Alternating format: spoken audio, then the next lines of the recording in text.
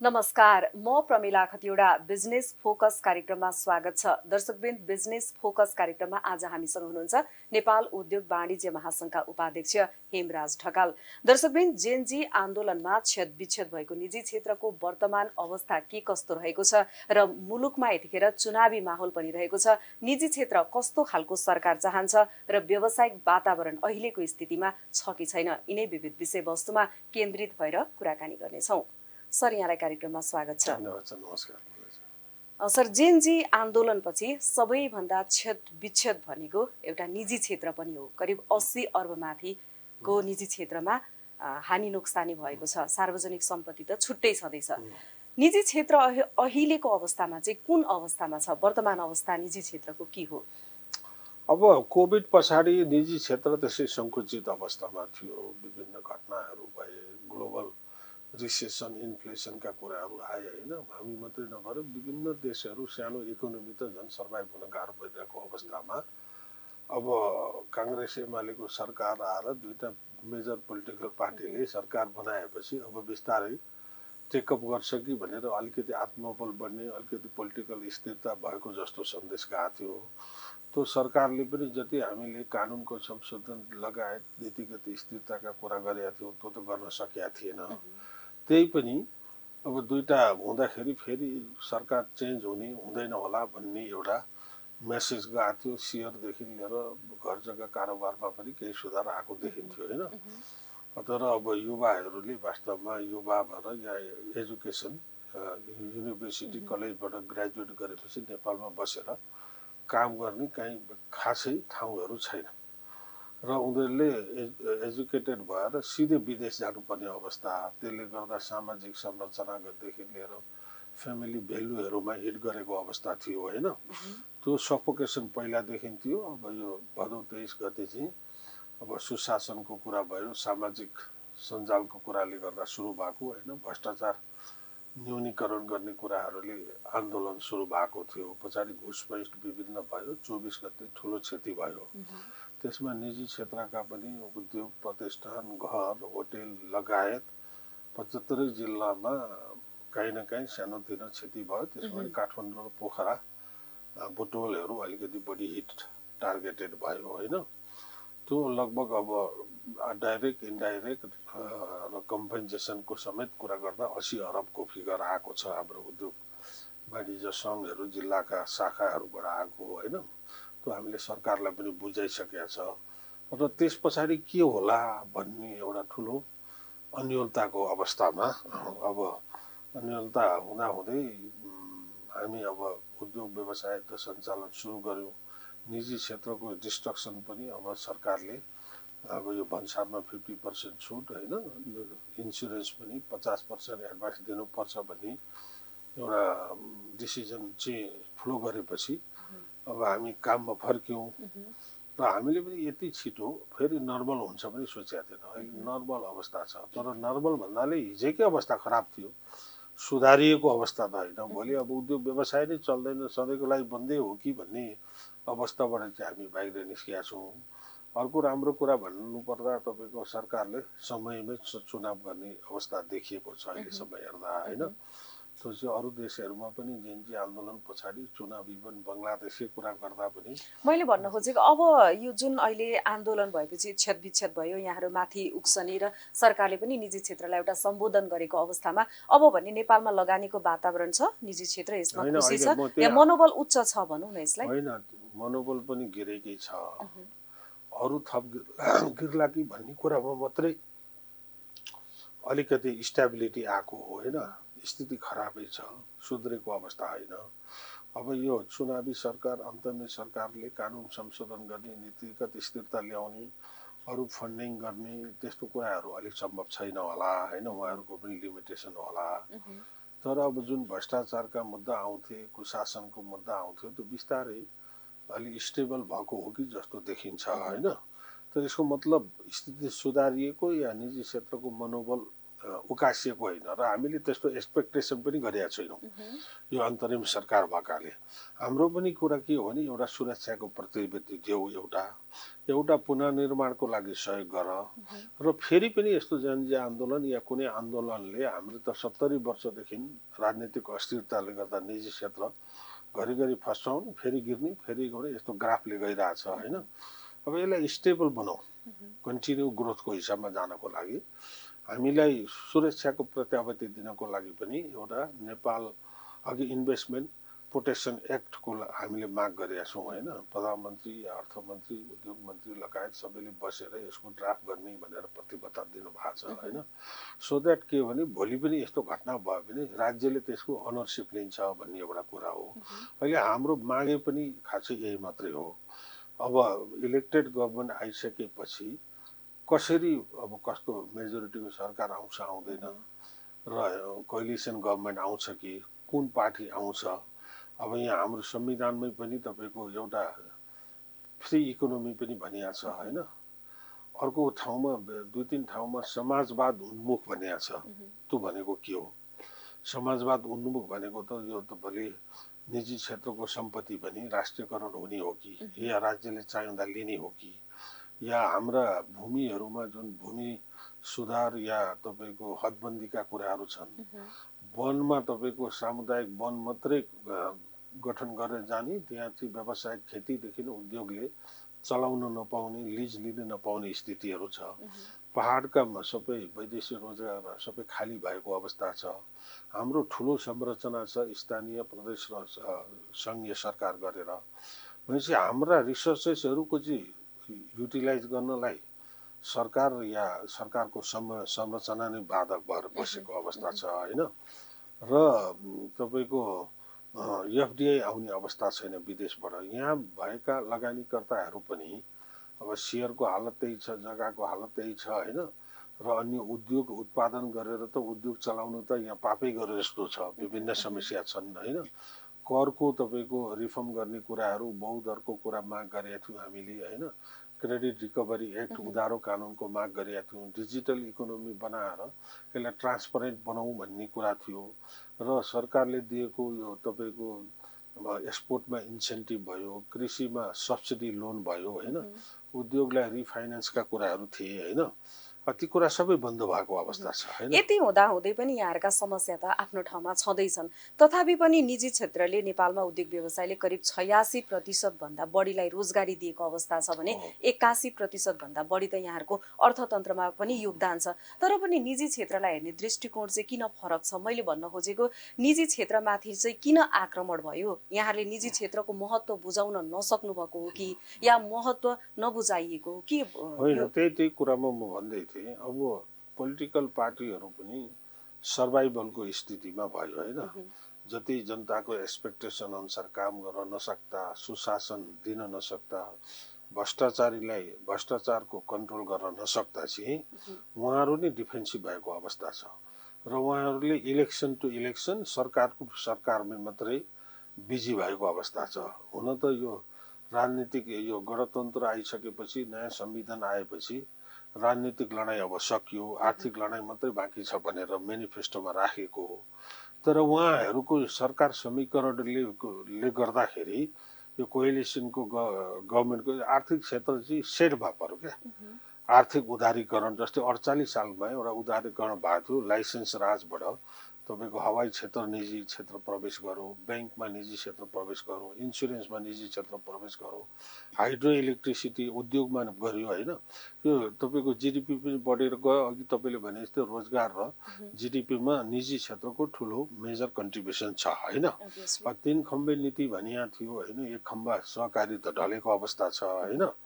र अर्को यो समाजवाद उन्मुख भन्ने शब्दले गर्दा अलिकति कन्फ्युजन छ लगानीकर्ताहरूलाई पनि। हामीले लगानी गरेको भोलि राष्ट्रियकरण हुने हो कि राज्यको सम्पत्ति हुने हो कि मुआवजा नपाउने हो कि, यस्तै अन्योलताका नीति नियम र नीतिगत अस्थिरता भएको कारणले हिजो पनि निजी क्षेत्र उसमै थियो। तर त्यो 48 सालको रिफर्मले गर्दा चाहिँ एउटा बाटो खोलेकाले एउटा ऊ भयो। तर अझै पनि आयातमुखी अर्थतन्त्र स्टेबल सस्टेनेबल इकोनोमिक डेभलपमेन्टको खाका बनिसकेको अवस्था थिएन। अहिले पनि हामीले त्यही भन्दै थियौँ, हामीसँग ब्याङ्कमा पैसा छ, पैसा लिएर लगानी गर्न निजी क्षेत्र तयार छैन। कारण के भने यस्तै यस्तै कुराले गर्दा। त्यसैले अब त लगानी गर्ने ठाउँ पनि सकिसकेको छ। नयाँ लगानी गर्ने विन्डोज के हो? यो तपाईँको इलेक्ट्रिसिटीको यो तपाईँको प्रसारण लाइन हो कि बाटो बनाउनलाई पनि निजी क्षेत्रलाई प्रवेश गराएर निजी क्षेत्रको खर्चमा बनाएर टुल लिन पाउने अवस्था हो कि, या तपाईँको जग्गाहरूलाई इन्टिग्रेटेड जग्गाको सरकारले लिजमा गरेर त्यहाँ व्यावसायिक कृषि गर्ने हो कि, र या तपाईँको पुलहरू बनाउने, केबल कार बनाउने या सुरुङ मार्ग बनाउने के हो त? नयाँ भेन्यू पनि सरकारले दिएको छैन।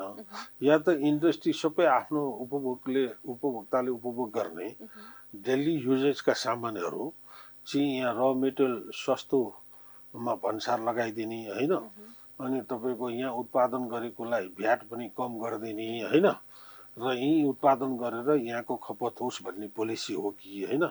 यस्तो खालको रिफर्म हामीले खोजिरहेको। हिजो पनि भएको थिएन, हिजो ठिक थियो भन्ने होइन, हिजो पनि ठिक थिएन। अहिले हामीले अन्तरिम सरकार भएकाले धेरै आशा गर्ने ठाउँ नभएको मात्रै हो। यसो मात्रै यो सरकारले सबै चिज गरौँ भन्ने पनि होइन, गर्न सक्ने अवस्था पनि छैन होइन। त्यसैले हामी पर्खेर बसेको हो। अब आउने इलेक्टेड गभर्मेन्टले जेनजी आन्दोलन पछाडि एउटा रोजगारी र गरी खान देऊ भन्ने एउटा नारा लाग्यो। त्यो गरी खान दिने वातावरण र युवाहरूलाई रोजगारी दिने वातावरण बनाउँदाखेरि अहिले चुनावी माहौल पनि छ होइन। अब यहाँहरूले पनि अपेक्षा त गर्नुभएको होला, विगतका सरकारहरूले चाहिँ यहाँहरूको माग सम्बोधन या समस्या सम्बोधन हुने गरी काम गरेको थियो कि थिएन, र अब अहिले आउने सरकार चाहिँ कस्तो चाहन्छ त निजी क्षेत्र? होइन, त्यस्तो होइन, केही गर्न खोजिया हो, केही गर्दै नगरेपछि होइन, गरेको हो। तर एक्सपेक्टेसन अनुसार भएको भए त यस्तो घटना हुँदै हुँदैन थियो नि। निजी क्षेत्रका कुराहरू सबै बजेटमा, मौद्रिक नीतिमा, नीतिगत स्थिरताका कुरा, कानुन संशोधनका कुरा, ट्याक्स रिफर्मका कुरा यी गरे भए त यस्तो हुँदै हुँदैन थियो नि। गर्ने हो, थोरै थोरै गर्ने हो। अहिलेको सरकारको संरचना यसो निजी क्षेत्रले धेरै भनौँ अलिकति दिउँ न भने जस्तो। निजी क्षेत्रको माग भनेको त इकोनोमीको माग हो नि, रोजगारको माग हो नि, राजस्व बढाउने माग हो नि। अब भोलि आउने सरकारले तपाईँले जुन भन्दै हुनुहुन्छ, भोलि आउने कस्तो सरकार आउँछ हामी पनि वेट एन्ड सीमा छौँ होइन। अब एउटा कुनै सिङ्गल पार्टीको मेजोरिटी आएर उसले इकोनोमीले प्रायोरिटी दिन्छ दिँदैन, या एकै लाइकली माइन्डेडका एक दुईवटा पार्टी मिलेर बनाउने। यहाँहरू त अझ धेरै अन्यलतामा देखियो नि त यहाँहरू त होइन र? होइन, अन्यलता त अहिले पनि छ, हिजो पनि थियो, अझ बढेर गएको छ। र भोलि पनि यही संरचना, यही निर्वाचन पद्धतिबाट आएको खासै सोल्युसन आउँदैन भन्ने एउटा डर पनि छ होइन। तर अब के गर्ने त, हामी लगानी गरिसक्यौँ, ब्याङ्कको ऋण छ, मजदुर र स्टाफहरू छन्, बिजुलीको बिल तिर्नुपर्छ, योभन्दा राजस्व तिर्नुपर्छ, कर तिर्नुपर्छ, योभन्दा बाहिर त हामी जान सक्दैनौँ। अब हामीले त आशै गर्ने हो भोलि ठिक भइहाल्छ कि। बाइ द वे यत्रो युवाहरूको आन्दोलन पछाडि पोलिटिकल पार्टी चेतिहाल्छन् कि, अब चाहिँ आर्थिक मुद्दालाई प्रायोरिटी दिन्छन् कि, या हाम्रा ब्युरोक्राट्सहरूले पनि हरेक कुराहरू रोकेर राख्ने र दुःख दिने प्रवृत्तिबाट सेवामुखी हुन्छन् कि। देशको मुलुकको अर्थतन्त्रको महत्त्वपूर्ण पाटो निजी क्षेत्र हो। निजी क्षेत्रको यहाँहरूले प्रतिनिधित्व पनि गर्दै हुनुहुन्छ। तथापि पनि नेपालमा जति पनि उत्पादन हुन्छ, उत्पादकत्व भएका सामानहरू यो विदेशमा निर्यात गर्नलाई चाहिँ उल्लेखनीय रूपमा निर्यात गर्नको लागि चाहिँ किन सम्भव छैन? यो व्यापार घाटा सधैँ चाहिँ किन बढिरहेको हुन्छ? होइन, त्यसको लागि त दुईटा पाटो छन्। व्यापार ट्रेड ब्यालेन्सिङ गर्नको लागि एउटा निर्यात बढाउनु पर्यो, अर्को जति आयात भइरहेछ त्यो आयातलाई प्रतिस्थापन गर्नु पर्यो। त्यसको लागि के भन्दाखेरि हामीले दिल्ली सबै कुरा, कृषिका कुरा भए, फलफुलका कुरा भए, अन्न खाद्यान्नका कुरा भए, लत्ता कपडाका कुरा भए होइन, कन्स्ट्रक्सनमा लाग्ने सामानका कुरा भए होइन, यो सबै धेरै जस्तो विदेशबाट आउन थालिसकेको अवस्था छ। कच्चा पदार्थ अझ नेपालबाट बाहिर गएर प्रशोधित भएर फेरि त्यही सामानहरू नेपाल भित्रिएको अवस्था छ। तर यहाँ उद्योग चलाउने अवस्था छैन। उद्योगलाई चाहिँ के भयो भने यो प्रजातन्त्र आइसकेपछि एउटा सुकिलो मुकिलो उसले ऋणै लिएर गरे पनि अब यो चिज सामन्ती हो भन्ने एउटा स्कुलिङ भयो होइन समाजमा होइन। तर उसले ऋण लिएको छ एकैचोटि फुटपाथमा पनि पुग्छ, रिस्क मात्रै लिएको हो नि त। र उसले पुँजीले त लगानी गर्ने मान्छेले त कमाइ पनि खोज्छ। यहाँ कमाउनु दिनु भएन अरू देशमा जान्छ होइन, कमाउनु दिनुभयो भने अर्को प्रोजेक्ट खोल्छ, त्यहाँ रोजगारीको सिर्जना गर्छ, राजस्व दिने काम गर्छ होइन। भनेपछि इकोनोमीको साइकलै यस्तै यस्तै हो, बुझ्नु भएन। तर निजी क्षेत्रको भूमिका चाहिँ यसमा अलिकति गौण देखिएको हो कि होइन, गौण देखियो भन्नुपर्दा तपाईँले 81% जिडिपीमा कसरी कन्ट्रिब्युसन भयो त, 86% रोजगारीमा कसरी कन्ट्रिब्युसन भयो। अब तर जति मात्रामा हुनु पर्थ्यो त्यति मात्रामा त अलि त्यही हो भन्दैछु मैले अघि भनेको, समाजवाद उन्मुख या 3 खम्बे नीति यो संशोधन हुनुपर्छ। अब 2 खम्बे नीति हुनुपर्छ, एउटा सरकार एउटा निजी क्षेत्र। अरूको यो सहकारीमा ठग्ने मात्रै भयो। अर्को समाजवाद उन्मुखै साम्राज्यवाद बनाउने हो भने त्यही सिस्टममा हिँड्नु पर्यो। र डेमोक्रेसी देशमा खुला अर्थतन्त्र भने सबै फ्री गर्नु पर्यो। सरकारले खालि नीतिगत स्थिरता, कानुनको संशोधन, उसलाई फेसिलिटेट गर्ने कुरा र मोनिटर गर्ने मात्रै काम गर्नु पर्यो। हरेक कुरामा निजी क्षेत्रहरूलाई अवरोध गर्नु भएन, उनीहरूले चाहेको गाँठो फुकाइदिनु पर्यो। ठोस नीतिगत सुधारहरू आवश्यक नीतिगत देखियो। सुधारहरू, कानुनको संशोधन पनि धेरै पुराना कानुन छन्, 40 वटा जस्तो त केही संशोधन पनि भयो होइन। यतिले पुग्ने अवस्था छैन। हामीले लेखेर दिएका छौँ, कुनै संसदीय समितिमा छन्, कुनै कानुन मन्त्रालय छन्, कुनै सांसदमा छन्, कुनै राष्ट्र सभामा छन् होइन। यी सबलाई अगाडि बढाउनु पर्यो। र मैले अघि भने जस्तै अब उत्पादनमुखी अर्थतन्त्र बनाउनु पर्यो, आयातमुखी अर्थतन्त्र छोडेर। त उत्पादनमुखी अर्थतन्त्र बन्ने साथ के भने रोजगारको सिर्जना भयो, राजस्व बढ्यो होइन, र हाम्रो विकासलाई पनि पैसा पुग्ने हुन्छ। करको संशोधन किन भन्यो भनेदेखि उत्पादनमूलक उद्योगहरूलाई 3-4% या थोरै कर लगाउनु पर्यो होइन। र मेटेरियल चाहिने विदेशबाट त्यसलाई थोरै कर लगाउनु पर्यो भन्सार होइन। र हामीले फिनिस प्रोडक्ट आउँदा र विलासिताका सामानलाई बढी कर लगाउनु पर्यो र करको दायरा बढाउनु पर्यो। अहिले त एउटा सानो समूहले मात्रै कर तिरेको छ। यो थोरै गरिदिएपछि डबल एकाउन्टिङको झन्झट पनि सकिन्छ। यो स्पिरिट भएर जनमानससम्म सबै ठाउँ पुग्छ, राजस्व पनि बढी उठ्छ अहिले उठेको भन्दा। यो झन्झट हुन्छ, काम बढ्छ भने जस्तो सोच छ होइन हाम्रो संरचनाको। त्यसो गर्नु भएन। अब देश धेरै भाँचिसकेको छ। हामीले इन्डियाकै उदाहरण लिएर हेऱ्यौँ भने पनि मोदी सरकार आएपछि तपाईँको नोटबन्दी गर्यो होइन, जीएसटी मल्टी ट्याक्सेसन ल्यायो, तपाईँको उधारो कानुन ल्यायो, 500 वटा बढी कानुनको संशोधन गर्यो होइन, डिजिटल इकोनोमीलाई प्रमोट गर्यो, मेक इन इन्डियालाई प्रमोट गर्यो। यति गर्दाखेरि तपाईँको कोभिड पछाडि पनि ग्रोथ रोकिएन। अहिले तपाईँको 10औं स्थानबाट लगभग 3रो स्थानमा पुगेको छ वर्ल्ड इकोनोमिक साइजमा। भनेपछि हामीले आफूले केही नगरे पनि छेउछाउबाट राम्रो एक्जाम्पल कपी त गर्न सक्छौँ नि। यत्रो सानो संरचना छ, सानो इकोनोमी छ, त्यो पनि गर्न नमानेको या गर्न नसकेको या हाम्रो मन्त्रालय विभाग या पोलिटिकल र ब्युरोक्रासीको ट्युनिङ नभएको देखिन्छ क्या। त्यही माग गर्दै आएका छौँ हामी अहिलेसम्म। त्यति उत्पादन त अब कम त छँदैछ। फेरि आयातमा पनि कस्तो भने WTO, बिमेस्टिक, साफ्टाहरूबाट यो सम्झौताहरू हुन्छन् जुन छ नि, अन्तर्राष्ट्रिय व्यापार सम्झौताबाट पनि सस्तो व्यापार नीतिबाट चाहिँ नेपाललाई संरक्षण गर्न सकिने अवस्था हो कि होइन त? किन छैन, अरू उपायहरू छन्। यहाँ अन्तःशुल्क लगाएर महँगो बनाइन्छ। बरु आयातलाई चाहिँ यहाँको उत्पादनलाई महँगो बनाउनुभन्दा आयातलाई चाहिँ एन्टी डम्पिङ लगाउन सकिन्छ। अरू त्यस्ता ट्याक्सेसन सिस्टमहरू पनि छन्, अन्तःशुल्कै भयो होइन, त्यसलाई डिस्कस गरेर अरू बाटो छ। अमेरिकाले डाइरेक्ट अब यहाँ 100% 2% ट्यारिफ भनिरहेछ। हामीलाई मात्रै कानुन लाग्ने त होइन नि। हाम्रा उत्पादनलाई संरक्षण गर्ने विभिन्न माध्यमहरू छन्, त्यो गरिरहेको अवस्था छैन होइन। र त्यसैले अब चाहिँ गफ गर्ने, भाषण गर्ने, यो गरिदिन्छु उ गरिदिन्छु भनेर बोल्ने होइन कि धेरै कम बोल्ने र काम बढी गर्ने, डेलिभरी गर्ने, भन्नु भएन। निर्यात व्यापार र आयात व्यापार पनि अलिकति विविधीकरण नभएको हो कि जस्तो हामी त धेरै जसो त भारत र चीनमै पनि निर्भर पनि भइरहेका हुन्छौँ। विविधीकरण त भएको हो, तर विविधीकरणलाई प्रोटेक्सन नभएको। एउटा कुरा चल्न थालो सबैले त्यही गर्ने, त्यसको लाइसेन्सिङ कन्ट्रोलदेखि लिएर मोनिटरी सिस्टम सरकारको जिरो, अनि त्यो ओभर क्राउडेड भएर त्यो खत्तम हुन्छ, अर्को चिज आउँछ अर्कोमा लाग्ने, बुझ्नु भएन। हिजो भएको राम्रो कुरालाई पनि संरक्षण त गर्नु पर्यो नि। जस्तै हाम्रा रेडिमेड गार्मेन्ट थिए, पस्मिना थियो, कार्पेट थियो, तिनीहरूलाई किन प्रोटेक्ट गर्न नसक्या? त्यो त राज्यको काम हो नि त। हामी पनि कम्पिटिटिभ हुनुपर्छ, क्वालिटीमा कम्पिटिटिभ हुनुपर्छ, इफिसियन्टीमा। पहिला त तपाईँको लेबरहरूको मुभमेन्टले कामै गर्न दिएन होइन। अहिले पनि मजदुरहरूलाई हामीले इफिसियन्सी र प्रोडक्टिभिटीमा जोड्न सकेका छैनौँ होइन। त्यसैले अब भनेको अब आउने सरकारले अरू मुद्दा सबै छोडेर अर्थको मुद्दा मात्रै लिएर अगाडि बढ्नु पर्ने हुन्छ। र न्याय प्रणाली, सामाजिक न्यायका कुराहरू, यी अरू कुराहरू पनि धेरै छन्। तर मेजर पार्ट भनेको जब जनताको हातमा पैसा जान्छ, जब जनताले रोजगारी पाउँछन्, अलिकति सम्पत्ति हुन थाल्छ, विद्रोह त्यसै कम भएर जान्छ।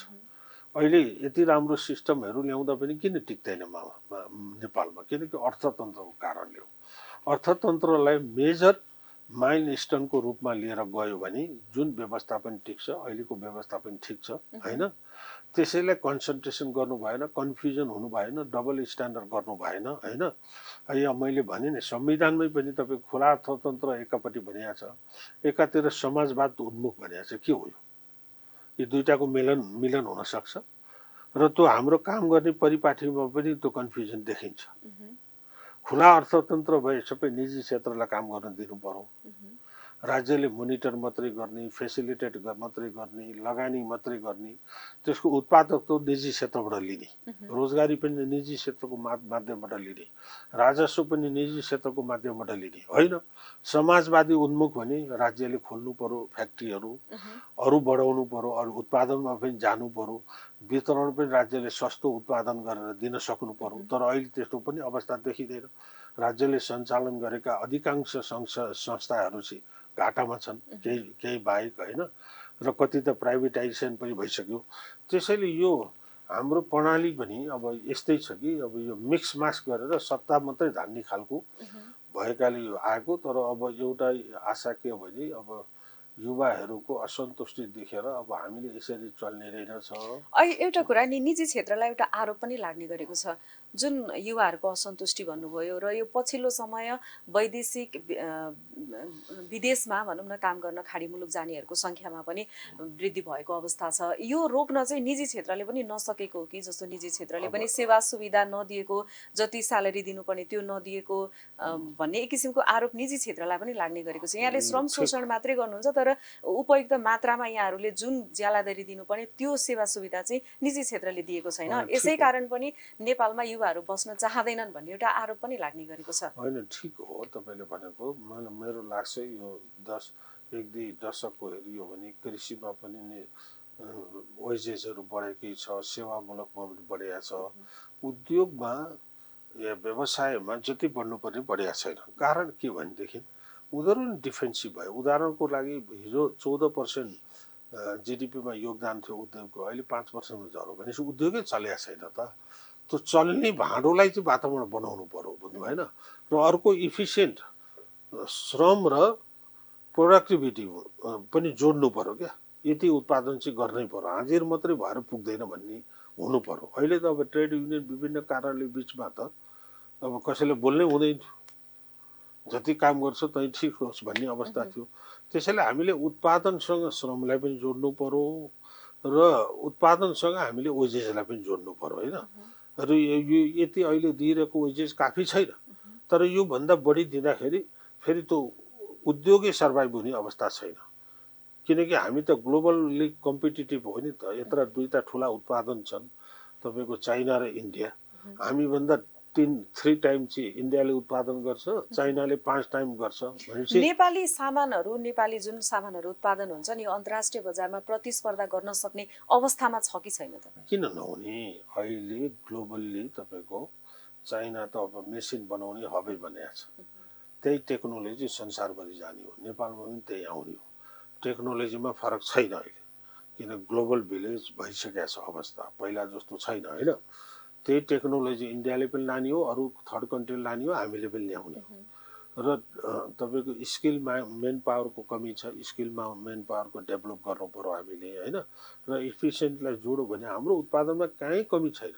तपाईँले जे बाहिर पाउँछ यहाँ पाउँछ। अझ यहाँ बनाउने उत्पादनले चाहिँ उनीहरूले ग्यारेन्टी वारेन्टीको पनि जिम्मा लिन्छन् कि इम्पोर्टवाला त भोलि दोकान बन्द गरेर हिँड्न सक्ने भयो, उद्योग त बन्द हुँदैन नि।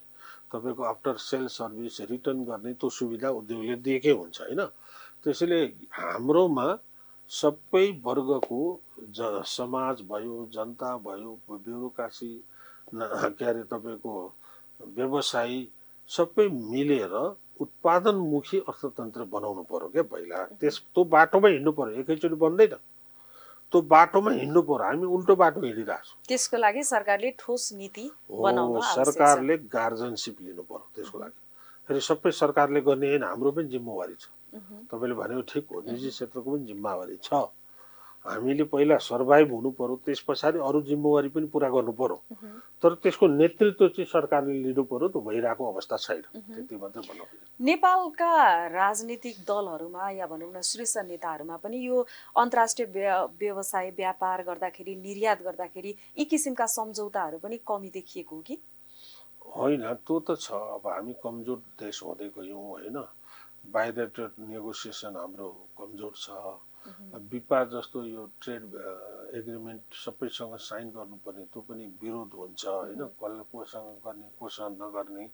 हामीले एक किसिमले समाजलाई नै माथि बस्ने मान्छेले दुविधा बनाइसकेको अवस्था छ क्या। समाजै कन्फ्युजन भएको छ। एउटा उद्योग त्यो ठाउँमा गयो भने त्यो उद्योगले फाइदा गर्छ कि बेफाइदा गर्छ, दुईटा समूह हुन्छ। हेर्नुहोस्, एउटाले सपोर्ट गर्ला, अर्कोले विरोध गर्छ। त्यो त विरोध गर्ने ठाउँ होइन नि त, रोजगारी दिने ठाउँ हो।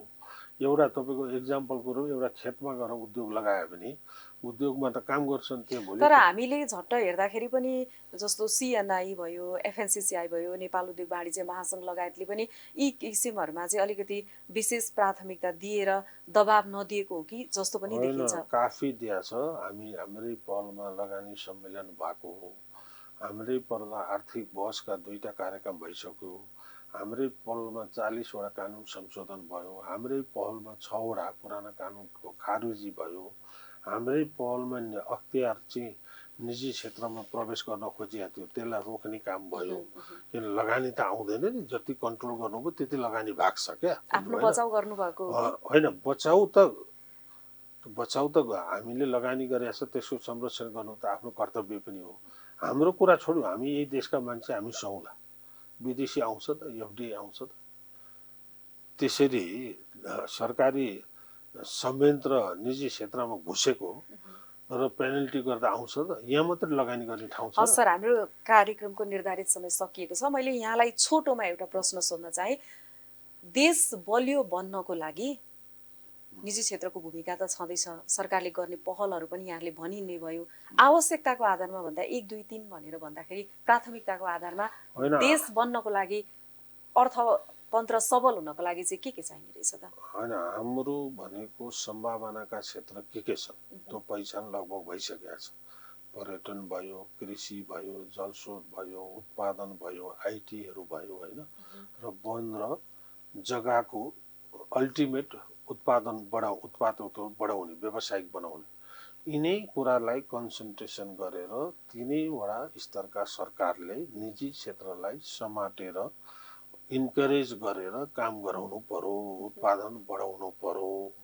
जिस्टमा भन्नुपर्दा तपाईँको आयातलाई घटाउँदै निर्यातलाई बढाउने, आयातलाई प्रतिस्थापन गर्ने 5 वर्ष 10 वर्ष एउटा आर्थिक एजेन्डामा सबै पोलिटिकल पार्टी मिलेर काम गर्यो भने त्यहाँ पुगिन्छ। अहिले सर्टकटमा हामीले भन्नुपर्दा युवाहरू फ्रस्ट्रेसन छन्, युवाहरूलाई अवहेलना गरिरहेछ, उनीहरूलाई रोजगारीको सिर्जना गर्नु पर्यो र काम गरी खाने मान्छेहरूलाई गरी खान दिनु पर्यो। त्यति हो। स्टुडियोसम्मै आइदिनु भयो, यहाँलाई धेरै धेरै धन्यवाद छ। दर्शकवृन्द, बिजनेस फोकस कार्यक्रमको निर्धारित समय सकिएको छ। यसबाट म प्रमिला खतिवडा पनि बिदा हुँदैछु। हेर्दै रहनुहोला प्रिज्मा टेलिभिजन। नमस्कार।